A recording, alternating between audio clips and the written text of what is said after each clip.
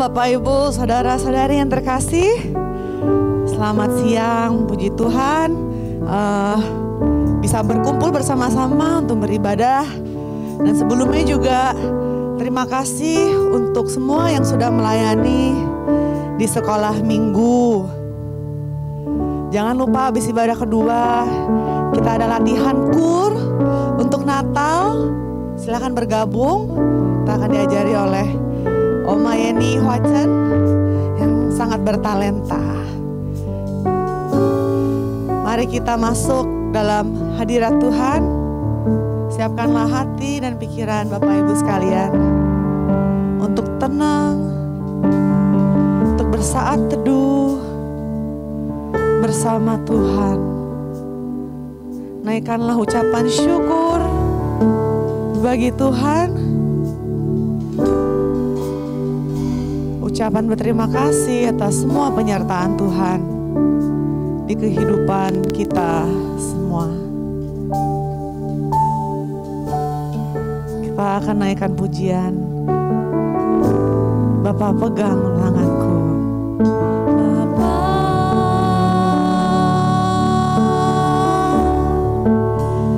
Pegang tanganku.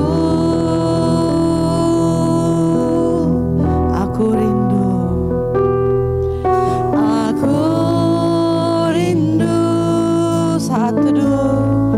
Saat teduh bersamamu. Dan kau agung.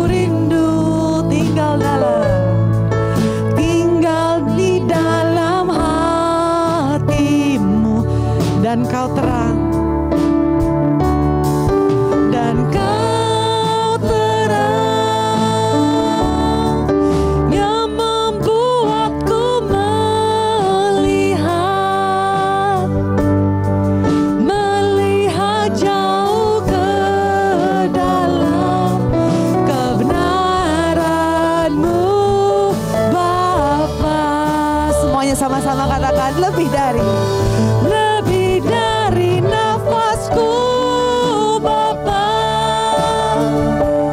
Ku perlukan kasih-Mu Bapa. Berjalan di samping-Mu Bapa.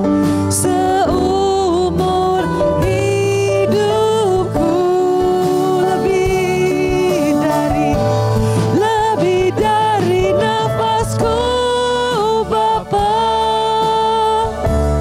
Ku perlukan kasih-Mu Bapa.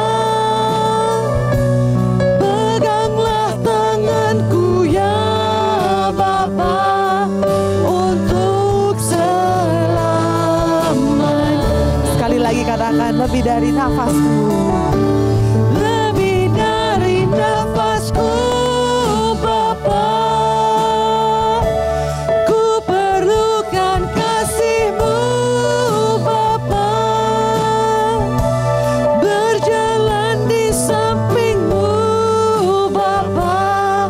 Seumur hidupku lebih dari nafasku Bapa. Ku perlukan kasih-Mu Bapa. Peganglah tanganku ya Bapa untuk selamat. Peganglah tanganku. Peganglah tanganku ya Bapa untuk selamanya. Puji Tuhan. Mari kita tundukkan kepala. Kita akan berdoa kepada Tuhan. Tuhan benar Tuhan, Engkau lebih penting Tuhan daripada segalanya Tuhan di kehidupan kami ya Bapa. Tuhan kiranya Kau berkati Tuhan setiap dari kami yang hadir untuk ibadah hari ini. Kiranya firman-Mu Tuhan disampaikan secara jelas dan tuntas Tuhan, dan tertanam Tuhan di hati kami semua. Tuhan kami mohon ya Bapa, Engkau menghapus, Engkau melupakan, mengampuni dosa-dosa kami Tuhan. Ajarilah kami Tuhan yang benar dan yang salah Tuhan untuk hidup sesuai dengan firman-Mu ya Bapa. Terima kasih Tuhan, kami bersyukur dan kami naikkan doa ini dengan penuh harapan kepadamu Tuhan Yesus. Haleluya. Amin. Bapak Ibu, mari kita bangkit berdiri. Kita akan naikkan pujian untuk Tuhan. Kita akan meminta Tuhan untuk mengajar pada kita semua bahasa-bahasa kasih-Nya. Amin. Andaikan aku lakukan yang luhur mulia, kasih cinta hampa tak berguna. Ajarilah kami bahasa cinta-Mu agar kami dekat padamu ya Tuhanku. Ajarilah kami bahasa cinta-Mu agar kami dekat padamu. Andaikan aku mengerti semua bahasa cintalah kunci semua hati. Andaikan aku pahami bahasa semua, hanyalah bahasa cinta. Kunci dia. Ajarilah kami Tuhan, ajarilah kami bahasa cinta-Mu agar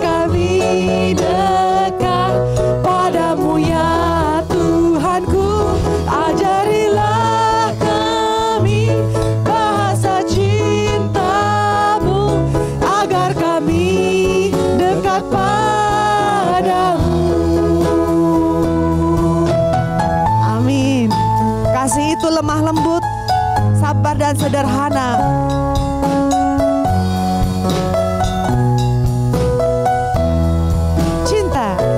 Cinta itu lemah lembut, sabar sederhana. Itulah kasih Tuhan. Cinta itu murah hati, rela menderita, rela menderita. Mari semuanya angkat suaramu. Ajarilah kami bahasa cintamu, agar kami dekat padamu ya Tuhanku. Ajarilah kami bahasa cintamu, agar kami dekat pas. Sekali lagi, ajarilah kami bahasa cintamu, agar kami dekat padamu ya Tuhanku. Ajarilah kami bahasa cintamu, agar kami dekat agar kami dekat pas. Sekali lagi, agar kami dekat padamu. Satu-satunya kerinduan dari kita semua untuk dekat pada Tuhan. Amin.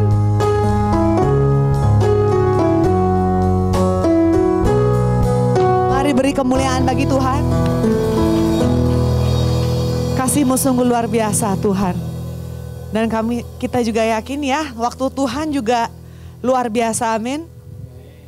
Kita akan percaya, kami akan percaya kepada-Mu Tuhan, untuk semua yang terjadi di kehidupan kami. Tuhan, tolonglah kami Tuhan untuk mengerti Tuhan rencana-Mu dan waktu-Mu. Bila Kau izinkan sesuatu terjadi, ku percaya semua untuk kebaikanku. Amin. Bila nanti telah tiba waktu-Mu, ku percaya kuasa-Mu memulihkan hidupku. Bila Kau izinkan sesuatu terjadi, ku percaya semua untuk kebaikanku.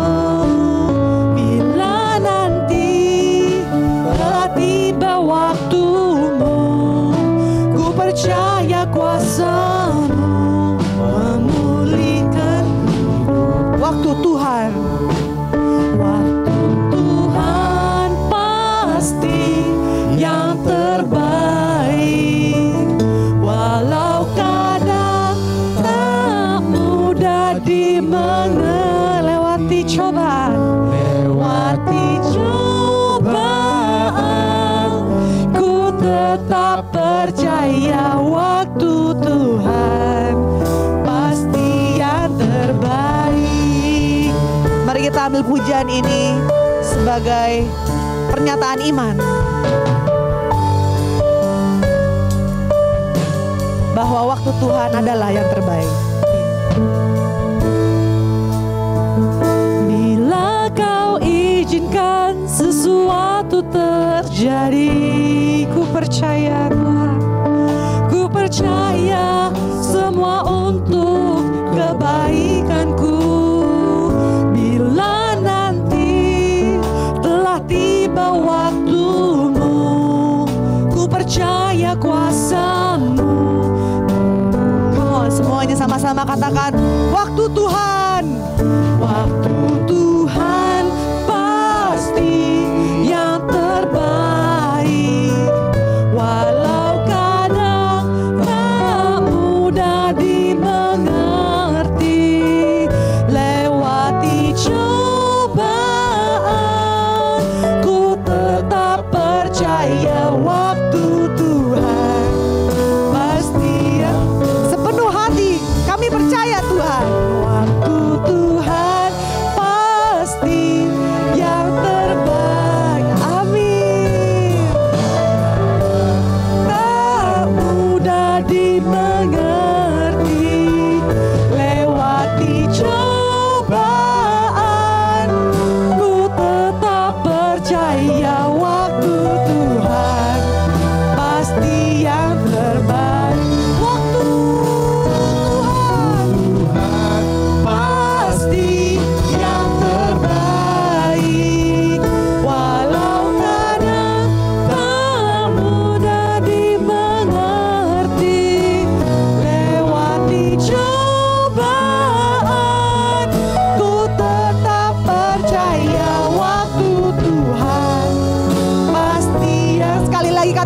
waktu Tuhan pasti yang terbaik. Waktu Tuhan pasti yang terbaik.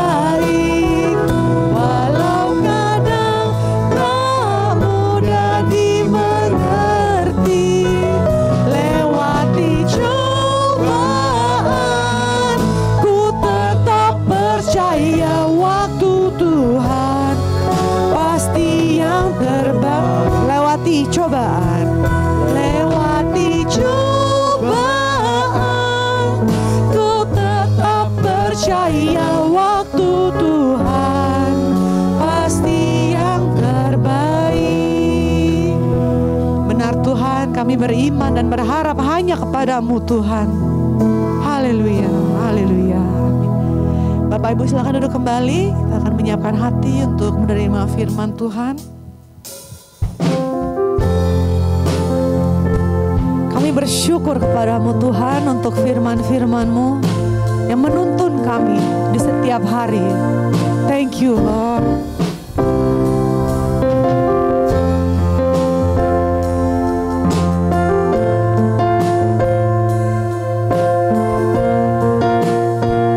Mari semua katakan firman-Mu pelita.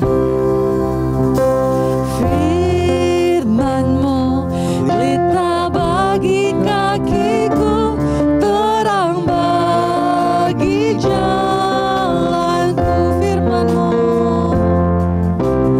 firman-Mu pelita bagi kakiku, terang bagi jalanku. Waktuku bimbang, waktuku bimbang dan hilang jalanku, tetaplah kau di sisiku. Takkan takut, bukan ku takut, asal kau di dekatku, bersertaku selamanya. Firman-Mu, firman-Mu pelita bagi kakiku, terang bagi jalanku. Firman-Mu pelita bagi kakiku, terang bagi jalan. Waktuku bimbang, waktuku bimbang dan hilang jalanku, tetaplah kau. Terima kasih Tuhan atas kesetiaan-Mu, dan takkan ku takut asal kau di dekatku, bersertaku selamanya. Semua sama-sama katakan firman-Mu pelita. Firman-Mu pelita bagi kakiku, terang bagi jalanku. Firman-Mu, firman-Mu pelita bagi kakiku, terang bagi jalanku, terang bagi jalan. Sekali lagi, terang bagi jalan, terang bagi jalanku.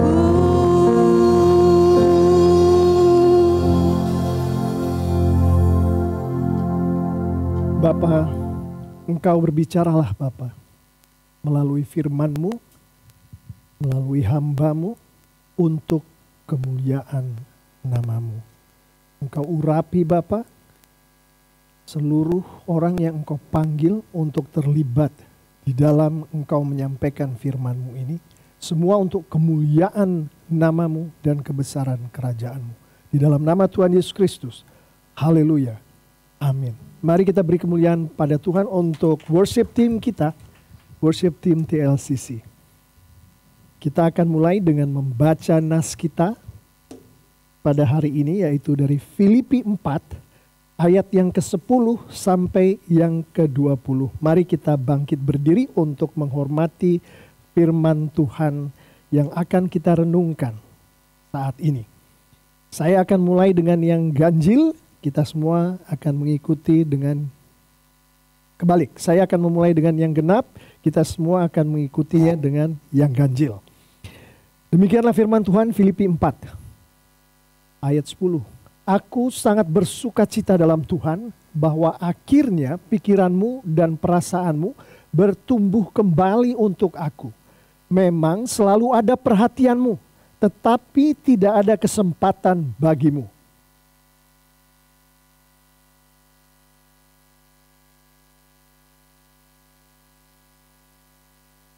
Aku tahu apa itu kekurangan dan aku tahu apa itu kelimpahan. Dalam segala hal dan dalam segala perkara tidak ada sesuatu yang merupakan rahasia bagimu. Baik dalam hal kenyang maupun dalam hal kelaparan. Baik dalam hal kelimpahan maupun dalam hal kekurangan.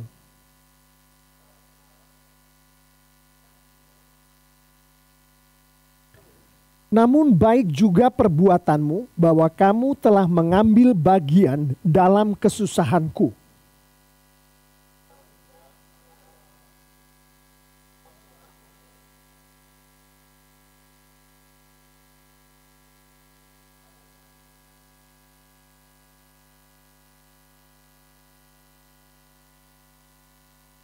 Karena di Tesalonika pun kamu telah 1-2 kali mengirimkan bantuan kepadaku.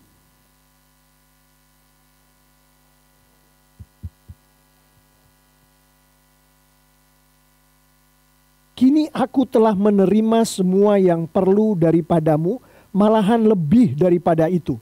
Aku berkelimpahan karena aku telah menerima kirimanmu dari Epafroditus. Suatu persembahan yang harum, suatu korban yang disukai dan yang berkenan kepada Allah.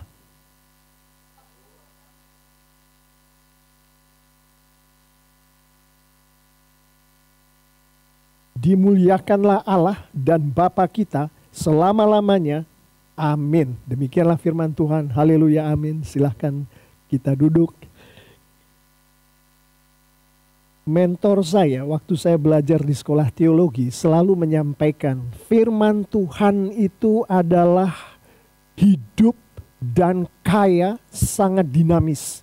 Satu ayat bisa direnungkan 10 kali dan 10 pesan yang disampaikan oleh Tuhan yang Tuhan mau menyasar jemaat-jemaatnya. Dan semua 10-10-nya itu memuliakan Tuhan. Demikian juga pada hari ini, nas yang sama, 2 sudut pandang yang berbeda. Saya selalu diajak oleh mentor saya pada saat saya membaca firman Tuhan, terutama yang seperti yang sedang kita renungkan kali ini. Kita tahu bukan bedanya antara kitab dengan surat. Ini adalah salah satu surat yang ditulis oleh Rasul Paulus kepada jemaat Tuhan.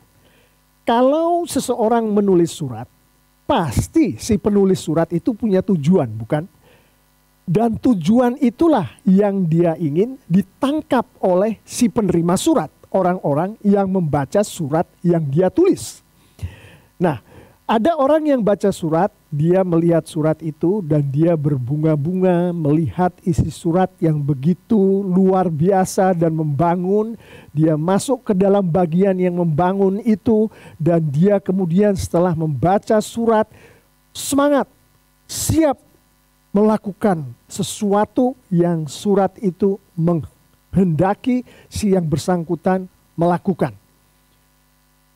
Itu memuliakan yang menulis surat. Ada orang yang membaca surat, dia ingin tahu sebetulnya di samping pesan yang berbunga-bunga ini, pesan yang menguatkan ini, yang indah ini, apa sih tujuan daripada si penulis surat itu? Ada yang mencari, kemudian menemukan tujuan itu, dan berdasarkan tujuan itu, dia menghidupi apa yang ditulis di dalam surat itu. Sama hasilnya memuliakan Tuhan. Saya akan memulai dengan kita akan mencari tujuan daripada surat yang ditulis oleh Rasul Paulus kepada jemaat Tuhan di Filipi. Biasanya surat itu utamanya ada di bagian awal dan bagian akhir. Nah, bagian yang di tengah itu menerangkan. Yang di awal kemudian akan sampai ke bagian yang di akhir. Demikian juga dengan surat Rasul Paulus kepada jemaat Tuhan di Filipi ini. Kalau kita lihat ayat 20, itulah tujuan yang dimaksud oleh si penulis surat. Di ayat 20 itu dikatakan, dimuliakanlah Allah dan Bapa kita selama-lamanya. Jadi penulis surat ini, yaitu orang banyak berpikir Rasul Paulus yang tulis surat. Sebetulnya yang menulis surat ini adalah Roh Kudus Tuhan mempergunakan Rasul Paulus. Dan Tuhan menyampaikan pesannya. Tuhan menyampaikan kehendaknya. Nah, di ayat-ayat awal Filipi 1, kalau kita lihat di ayat 3, nanti baca di rumah yang ayat 3, karena nas kita bukan dari situ, itu juga ke arah yang sama. Seperti yang disimpulkan sebagai tujuan di Filipi 4 ayat yang ke-20. Saya bacakan lagi. Dimuliakanlah Allah dan Bapa kita untuk selama-lamanya. Jadi pasal 1 tujuannya memuliakan Tuhan. Pasal 2 tujuannya memuliakan Tuhan. Pasal 3 tujuannya memuliakan Tuhan. Pasal 4 tujuannya memuliakan Tuhan. Rasul Paulus menulis surat kepada jemaat di Filipi, tujuannya untuk memuliakan Tuhan. Rasul Paulus menulis surat kepada Tesalonika, Roma, semuanya itu tujuannya memuliakan Tuhan. Jemaat Tuhan membaca firman Tuhan yang ditulis oleh Tuhan, disampaikan melalui Paulus, tujuannya harus sama, memuliakan Tuhan. Seorang ayah merenungkan Filipi 4 bersama istrinya, anak-anaknya. Tujuannya adalah untuk memuliakan Tuhan. Tidak boleh yang lain-lain. Karena itulah tujuan daripada Tuhan. Intinya, Alkitab ditulis oleh Tuhan, tujuannya adalah untuk memuliakan Tuhan. Manusia diciptakan oleh Tuhan, tujuannya adalah untuk memuliakan Tuhan. Amin. Itu dulu yang harus kita tangkap sebelum kita membaca firman Tuhan, menghidupi firman Tuhan ini. Sebelum kita membangun rumah tangga antara suami dan istri, calon waktu itu kan, ketemu terus berjanji untuk membangun rumah tangga, tujuannya harus jelas dulu, memuliakan Tuhan. Seorang ayah dan ibu yang belum punya anak berdoa untuk supaya Tuhan memberkati dengan anak, harus jelas dulu tujuannya.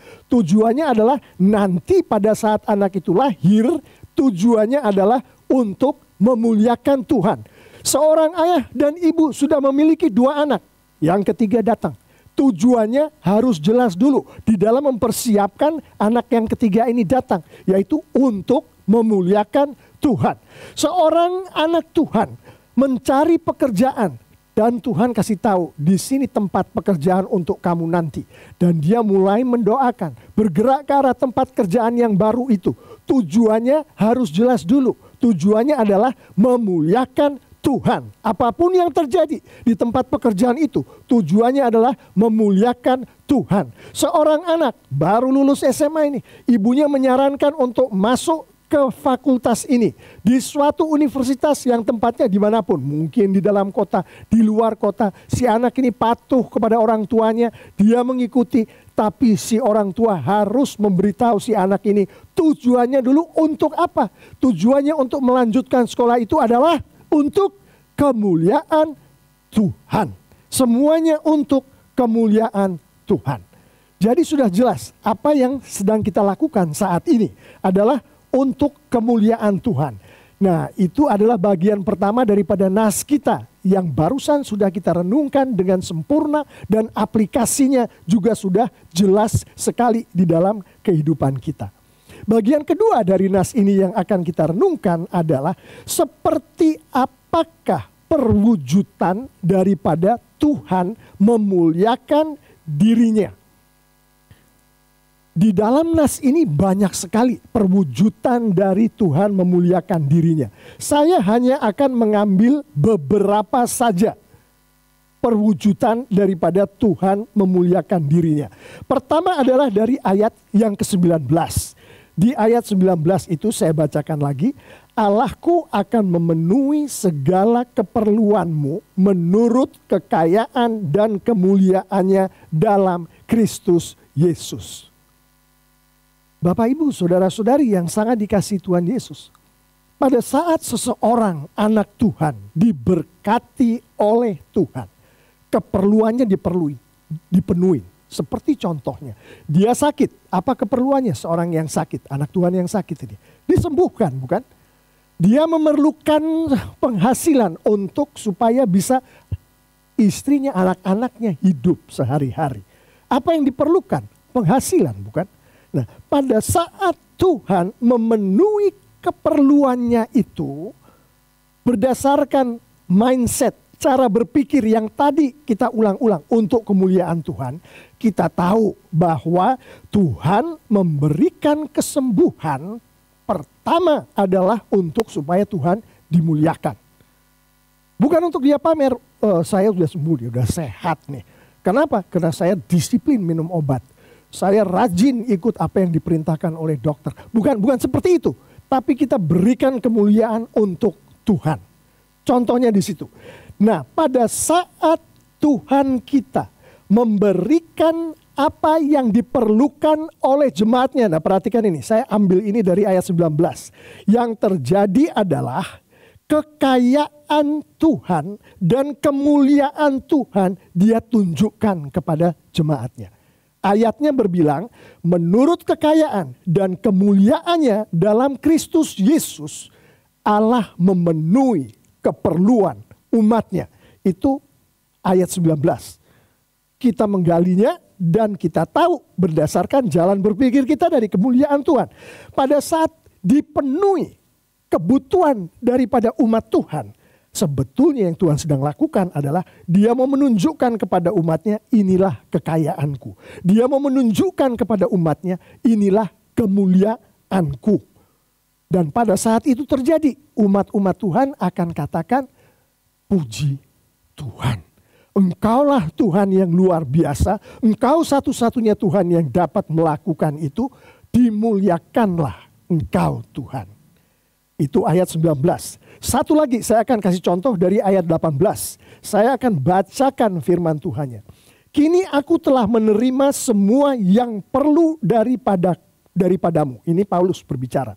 Malahan lebih daripada itu, aku berkelimpahan. Karena aku telah menerima kirimanmu dari Epafroditus. Suatu persembahan yang harum, suatu korban yang disukai, dan yang berkenan kepada Allah. Kita lihat di sini ada dua hal yang terjadi di ayat ini yang Tuhan kehendaki dilakukan oleh umatnya.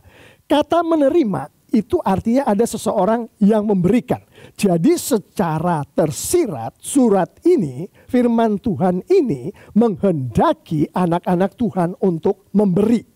Di dalam konteks ayat 18 kita tahu yang diberi oleh anak-anak Tuhan ini adalah sesama anak Tuhan. Yaitu Rasul Paulus diberi oleh jemaat Tuhan dari kota yang dia maksudkan di dalam nas ini. Satu, memberi kepada sesama anak-anak Tuhan. Kedua, yang dimaksud di ayat 18 ini adalah memberi kepada Tuhan. Bahasanya adalah mempersembahkan kepada Tuhan. Jadi memberi kepada sesama anak-anak Tuhan. Sesama kalau di gereja, sesama jemaat. Kalau di kelompok kecil, sesama anggota kelompok kecil. Dan yang kedua, memberi kepada Tuhan. Dan perhatikan apa yang dibilang oleh ayat 18. Yang disukai dan yang berkenan kepada Allah. Pemberian kepada sesama anak Tuhan, persembahan kepada Tuhan membuat Tuhan berkenan. Bapak, Ibu, saudara-saudari yang sangat dikasihi oleh Tuhan Yesus. Pada saat Tuhan berkenan, kenapa dia berkenan? Karena dia merasa dia dipermuliakan. Jadi inti daripada memberi bukan supaya orang melihat kita adalah anggota gereja yang bertanggung jawab. Ada anggota gereja yang lain sakit, memerlukan keuangan, kita beri supaya dia tertolong dari sakitnya. No. Itu adalah byproduct. Artinya adalah produk daripada memberi adalah itu, buy-nya. Buy itu artinya hasil sampingannya seperti itu.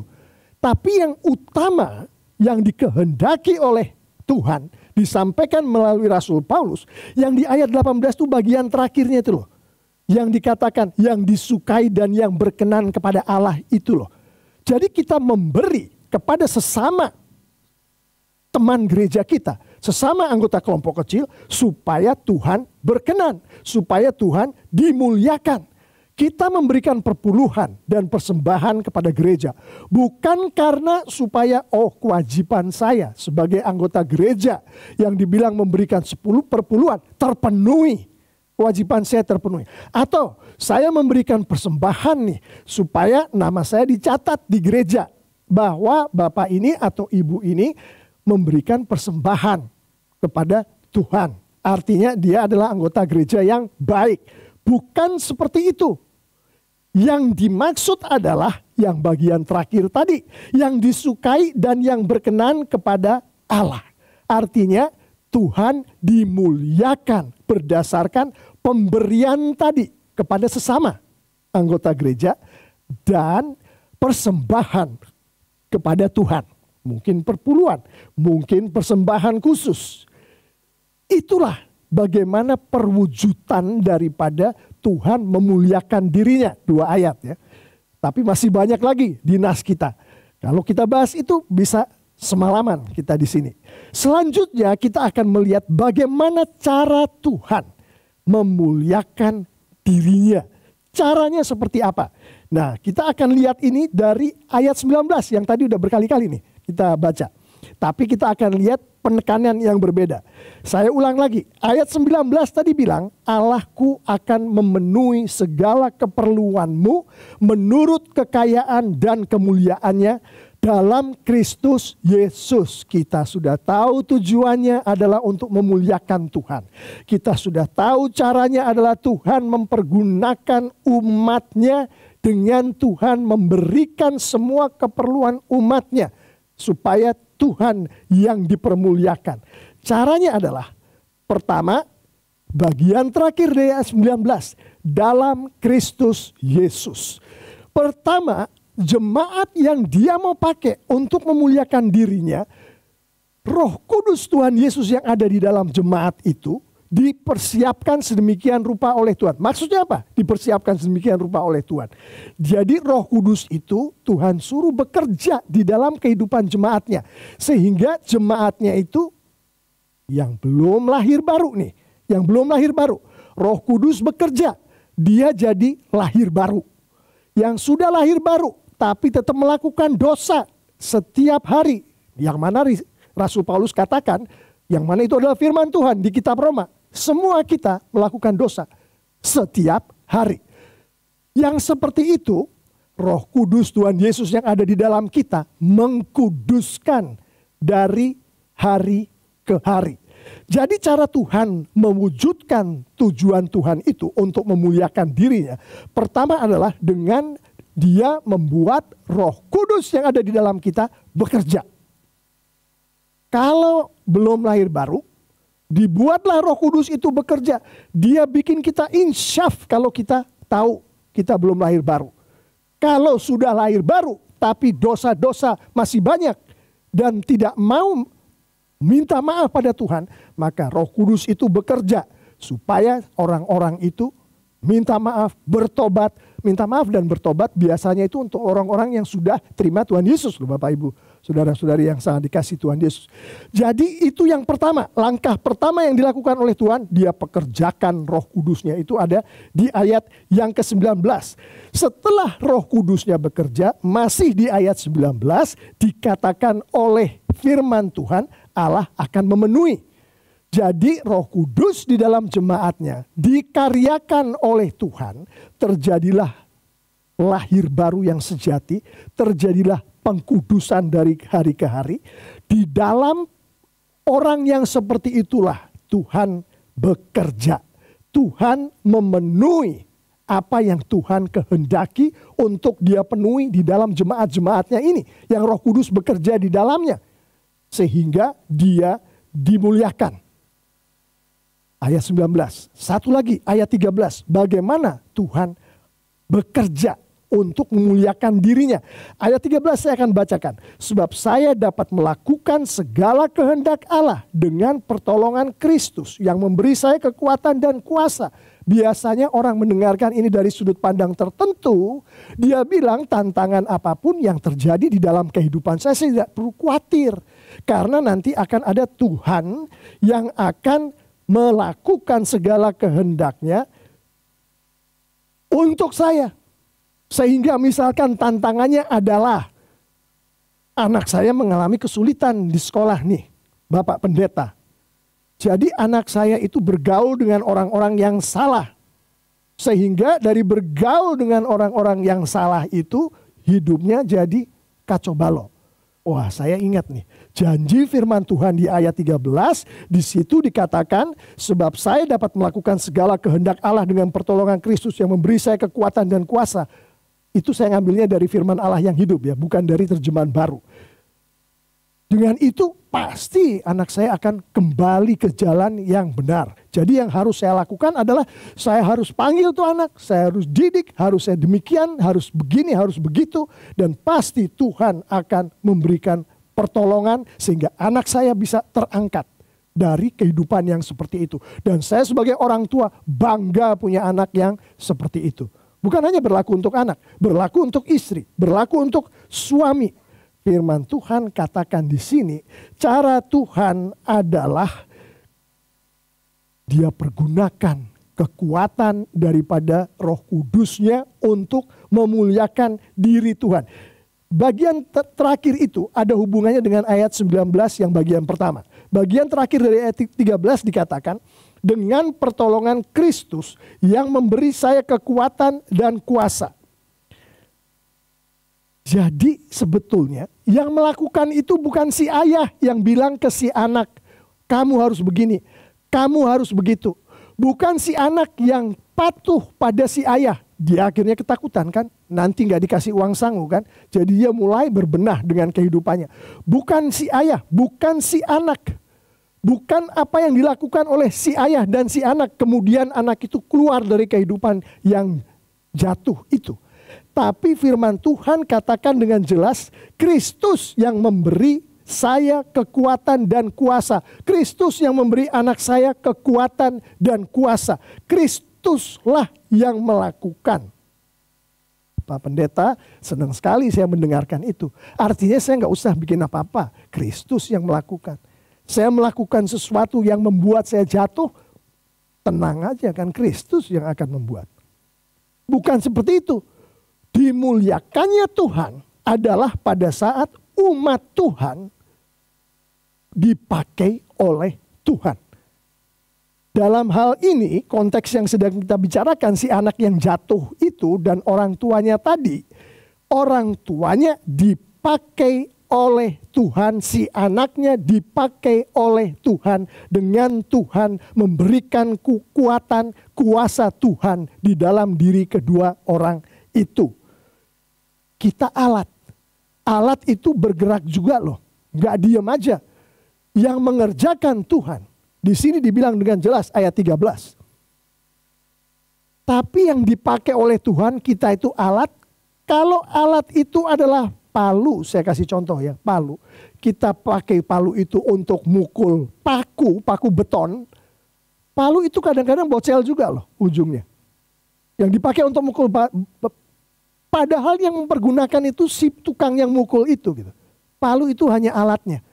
Kita dipakai oleh Tuhan di dalam konteks si ayah. Ayahnya dipakai oleh Tuhan, anaknya dipakai oleh Tuhan.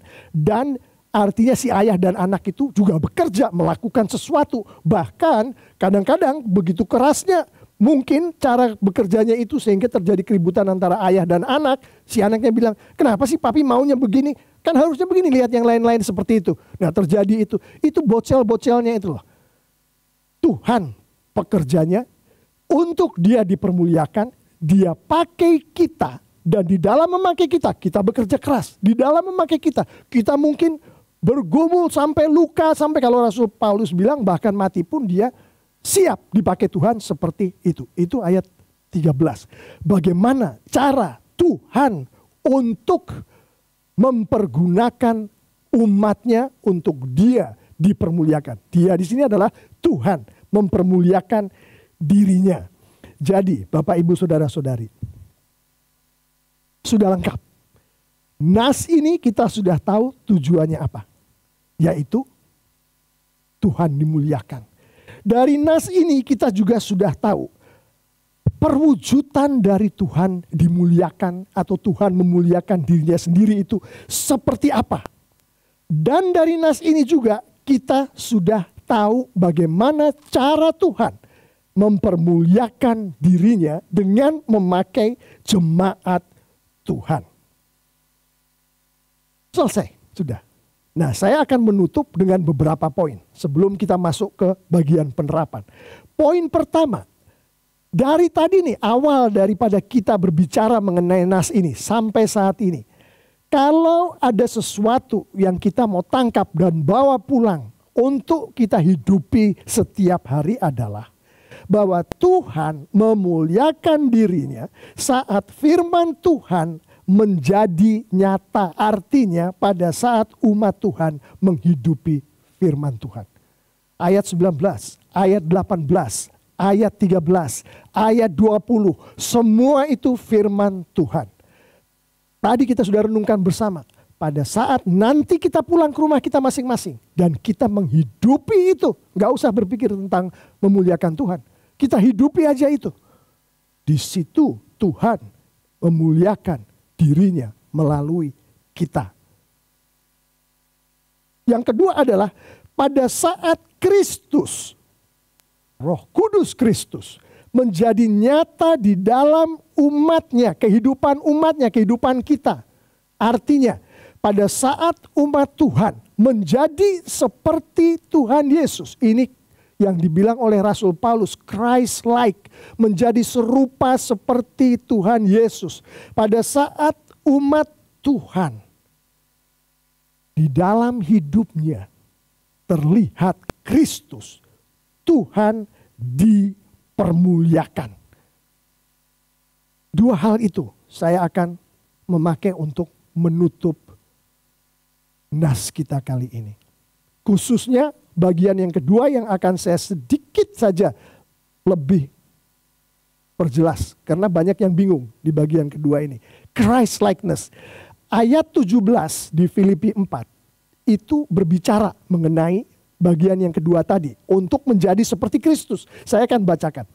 Tetapi yang kuutamakan. Jadi Rasul Paulus menerima pemberian-pemberian tadi nih. Dan dia berkelebihan termasuk Epafroditus memberikan. Tetapi yang kuutamakan dari pemberian-pemberian tadi. Bukanlah pemberian itu sendiri. Perhatikan. Rasul Paulus katakan bukan pemberiannya itu yang aku utamakan. Melainkan buahnya. Dia mengejar buahnya. Nah ini penting.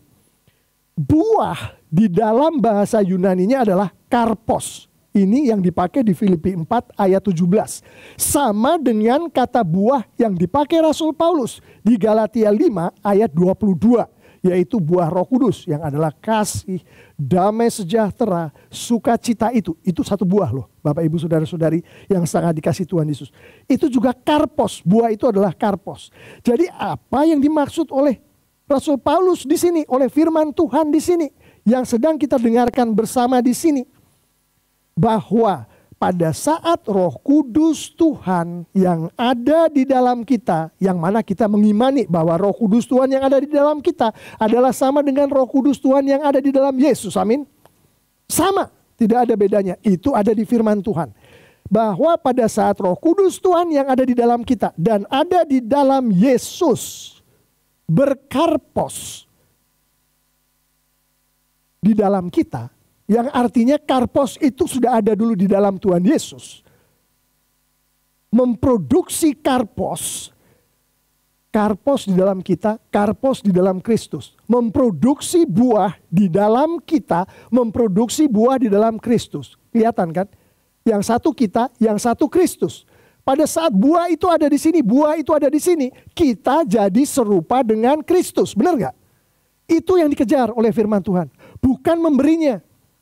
Tapi bagaimana buah dari memberi itu? Yang mana buah itu adalah karpos tadi. Yang Rasul Paulus katakan di Galatia 5:22, buah-buah Roh Kudus.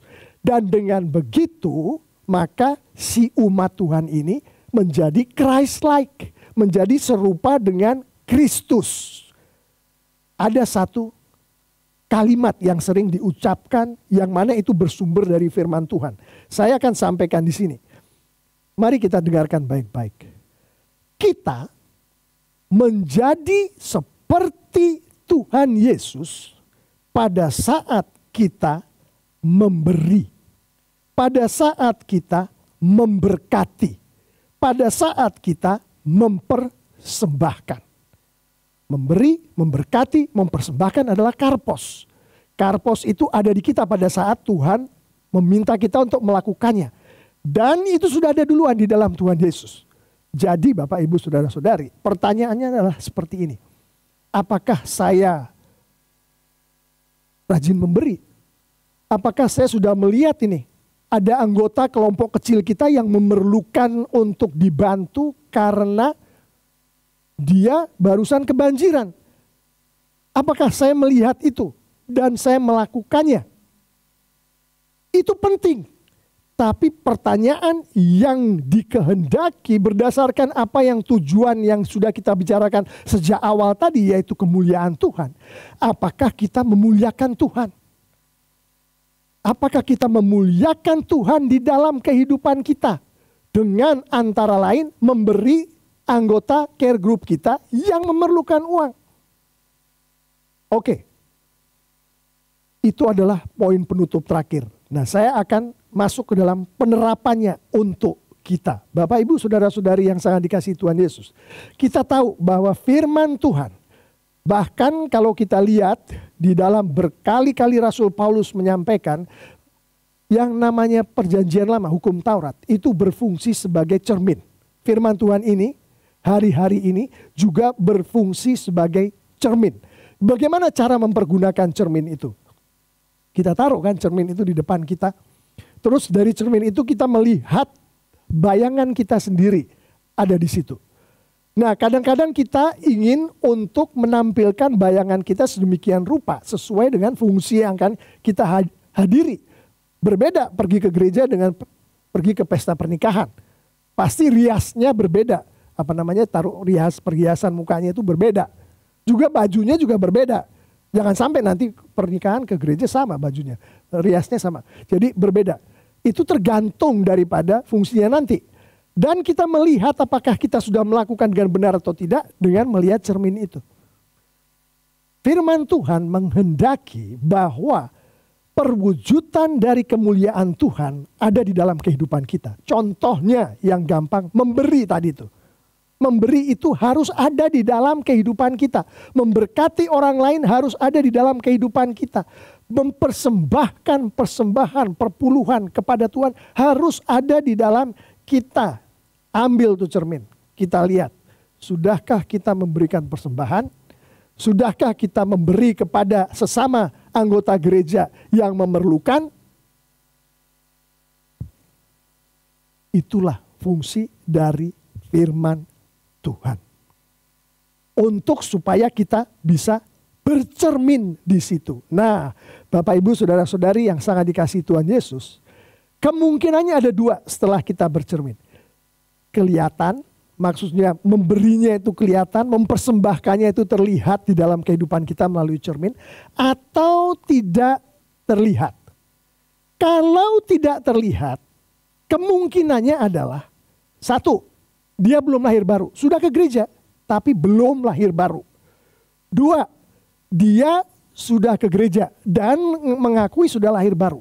Tetapi setiap dia melakukan dosa di dalam kehidupannya, dia nggak mau bertobat. Dia nggak mau mengakui dosanya. Dia bersalah terhadap istrinya, dia nggak mau mengakui terhadap istrinya dia bersalah. Begitu juga sebaliknya, si istri kepada suaminya. Dia tidak sungguh-sungguh lahir baru, dan dia tidak sungguh-sungguh dikuduskan. Seperti itu tidak mungkin memberikan pemberian, memberikan persembahan yang Tuhan berkenan. Artinya cermin itu pada saat kita taruh di muka kita, gak kelihatan yang namanya memberi tadi, memberkati tadi, mempersembahkan tadi, kagak kelihatan. Artinya apa?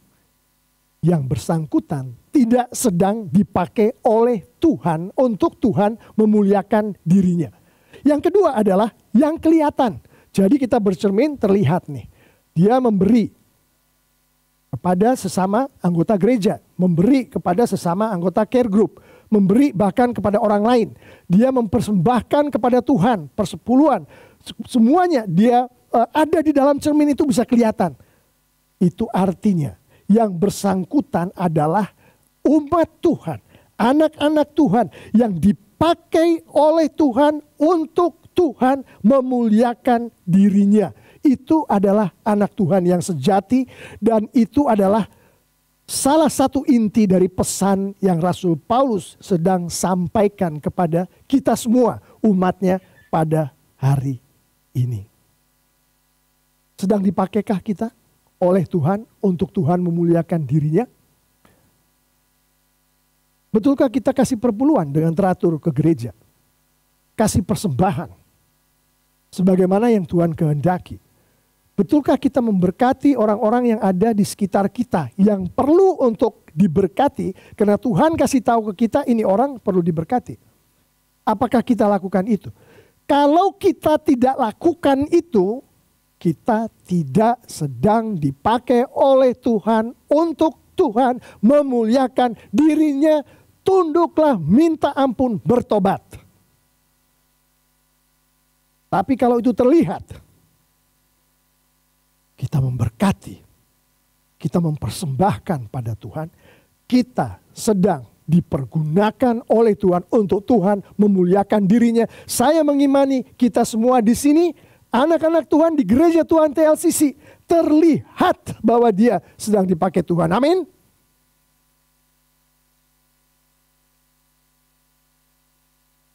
Mari kita bangkit berdiri. Kita akan renungkan ini. Tuhan, saya mau jujur Tuhan di hadapan Tuhan. Saya itu maunya Tuhan pakai saya. Orang saya anak Tuhan kok. Setiap hari saya ke gereja. Setiap hari saya melayani. Tampil untuk worship team. Ngajar di sekolah minggu. Saya maunya Tuhan pakai saya. Dengan maksimal supaya Tuhan dipermuliakan. Supaya Engkau Tuhan mempermuliakan dirimu melalui saya. Hari ini saya mengakui bahwa seringkali gak kesampaian ke situ loh Tuhan. Apa yang ada di pikiran saya seringkali bukan itu yang saya lakukan Tuhan. Hari ini bersama-sama dengan jemaat-Mu yang lain, saya mau memohon ampun dan bertobat atas itu Tuhan. Oh Tuhan, Engkau janjikan melalui firman-Mu tadi bahwa Engkau akan urapkan Roh Kudus-Mu kepada kami. Saya dan kami semua, teman-teman saya di gereja, memohon urapan dari Roh Kudus-Mu itu. Oh Tuhan, urapi kami dengan Roh Kudus-Mu. Sehingga bukan hanya kami mengerti apa itu Engkau memuliakan dirimu melalui kami. Tapi Engkau izinkan juga untuk Engkau gerakkan kami, Engkau pakai sebagai alat. Bahkan kalau sampai kami bocel-bocel sekalipun Bapak surga. Pakailah aku, pakailah saya, pakailah kami Tuhan. Mari kita renungkan itu. Mungkin diri kita sendiri itu yang perlu dipakai seperti bocel-bocel sampai bocel-bocel itu. Mungkin istri kita sendiri. Mungkin anak kita sendiri. Atau mungkin ada tetangga kita. Kita tahu. Bahkan kalau tetangga kita ini belum mengenal Tuhan Yesus, Tuhan menghendaki dia memuliakan Tuhan. Tuhan menghendaki Tuhan memakai dia untuk memuliakan Tuhan. Dan Tuhan pakai kita. Mari kita pikirkan. Suami kita, istri kita, anak kita, tetangga kita, teman kerja kita. Mari kita bayangkan.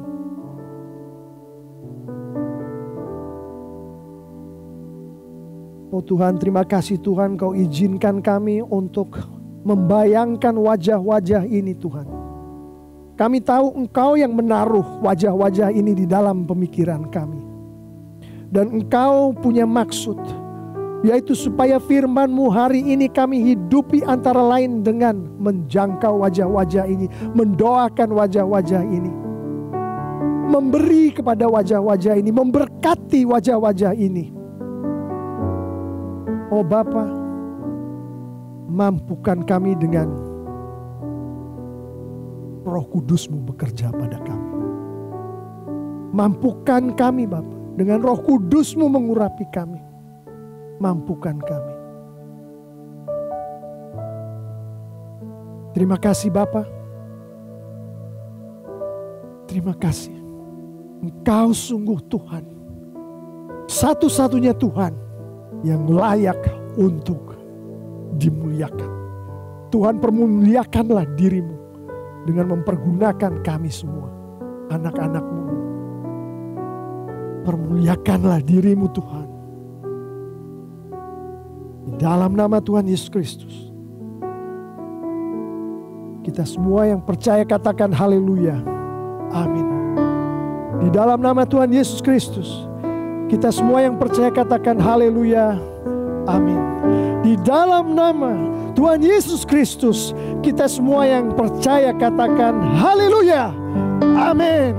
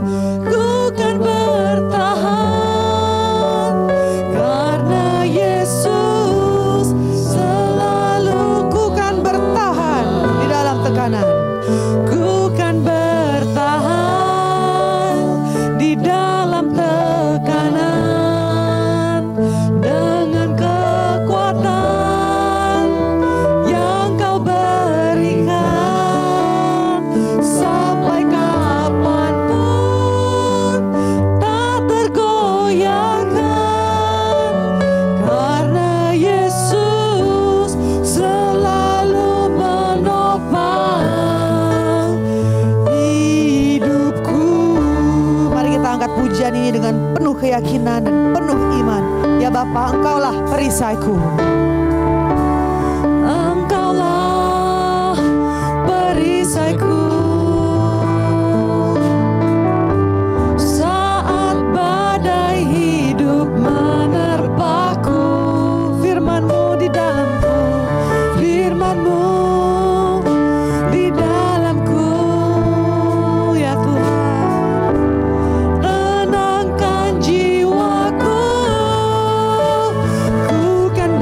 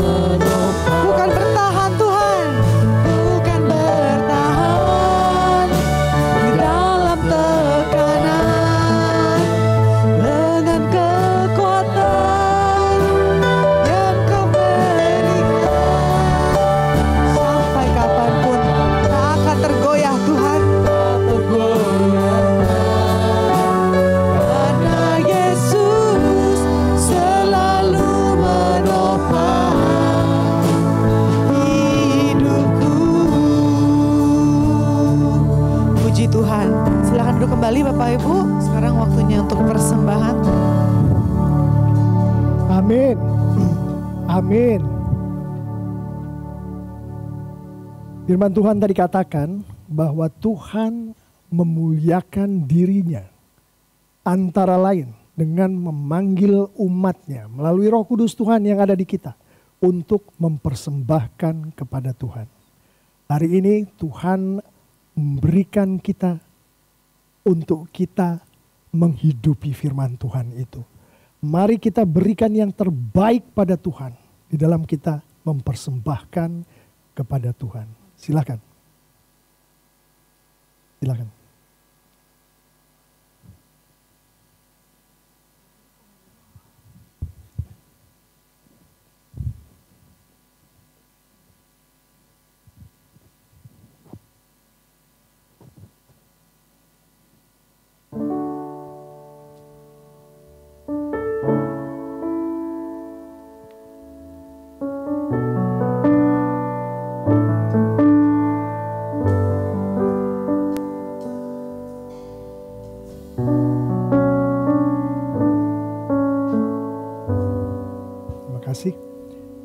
Sebelum kita lanjutkan ibadah kita dengan memuliakan Tuhan dengan doa syafaat, kita sekarang mau bersyukur bahwa Tuhan mempercayakan banyak sekali aktivitas untuk gerejanya melakukan di dalam kehidupan gereja Tuhan TLCC untuk memuliakan Tuhan. Mari kita dengarkan beberapa aktivitas itu. Silakan Pak Aswin.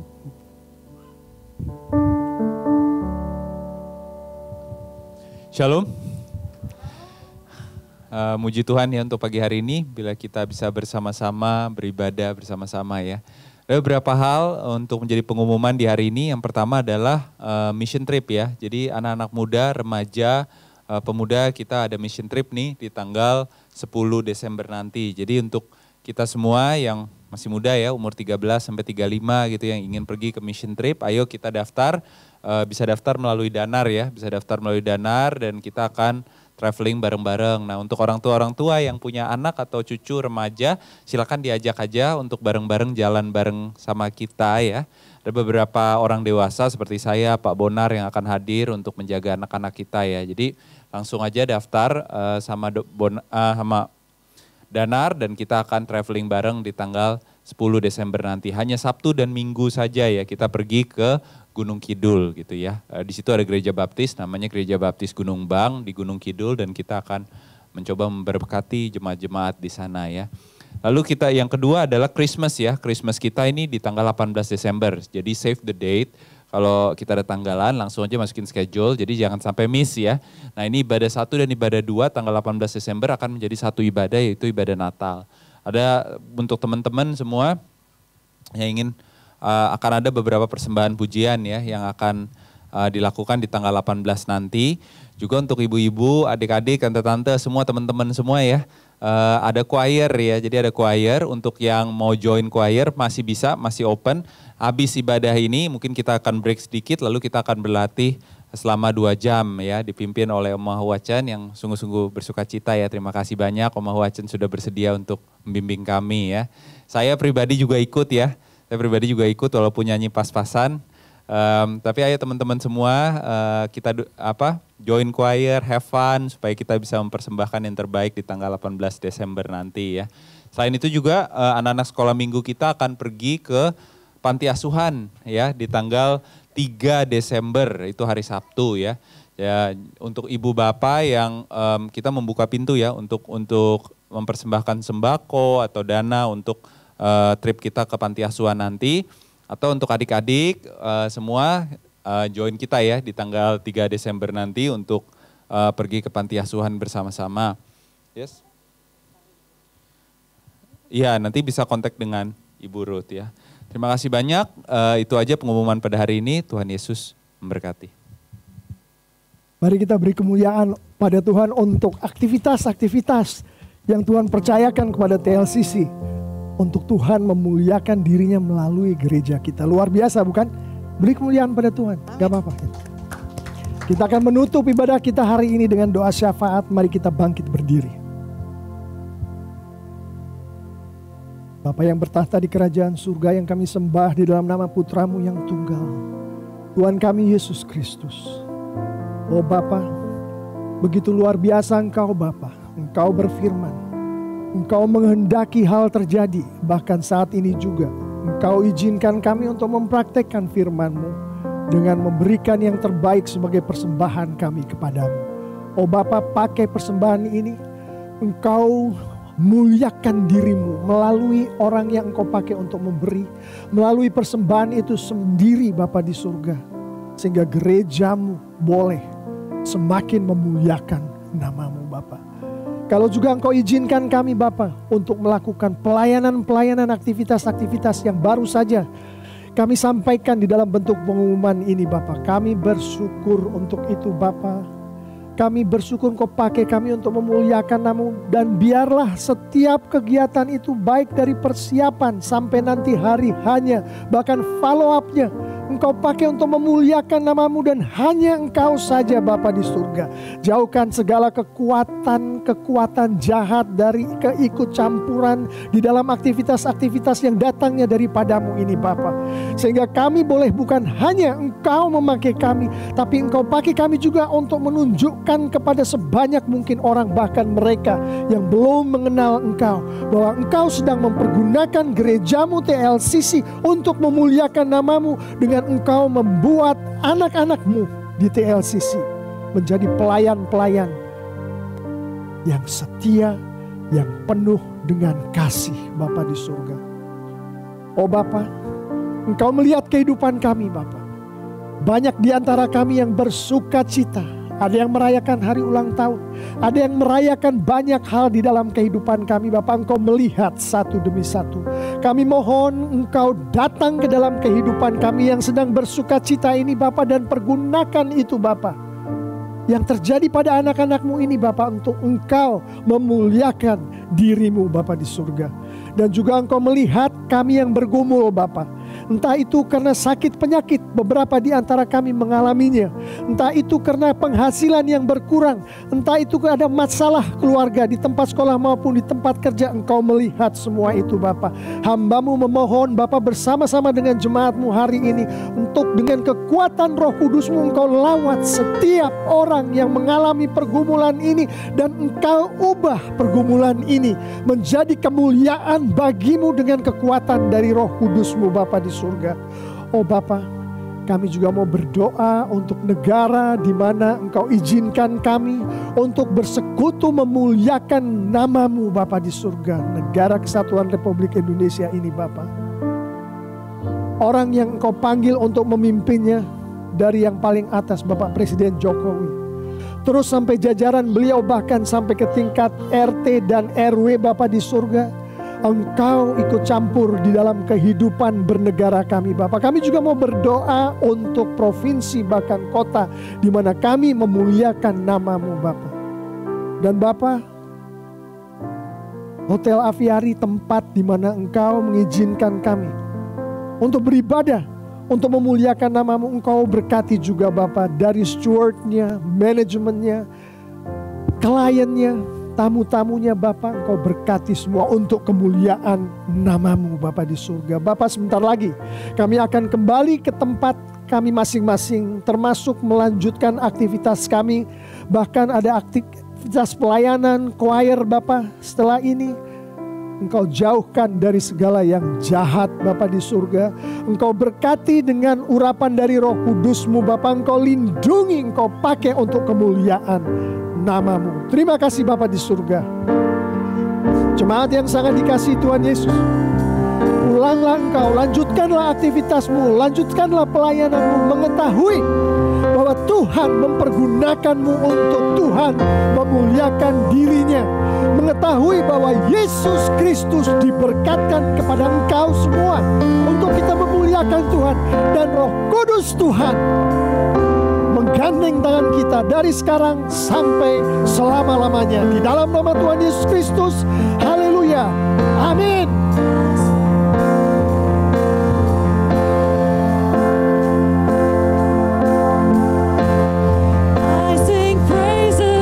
Your name, oh Lord.